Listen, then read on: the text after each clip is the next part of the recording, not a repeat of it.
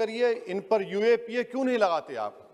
अगर कोई स्पीच देता है, अगर कोई फेसबुक पर किसी क्रिकेट मैच पर किसी टीम की तारीफ करता है तो यूएपीए लगता है। एक सिटिंग एमपी के ऊपर यूएपीए नहीं लगेगा सर। मैं सरकार पर छोड़ता हूं।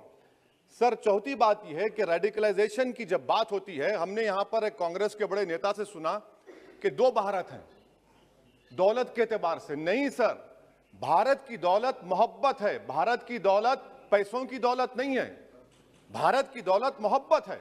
हां, दो भारत हैं, एक मोहब्बत पर जो पिछले कई बरसों से आबाद है और एक नफरत पर भारत बन रहा है। तो क्या आप दौलत की भारत की मिसाल देंगे या मोहब्बत की भारत की मिसाल देंगे?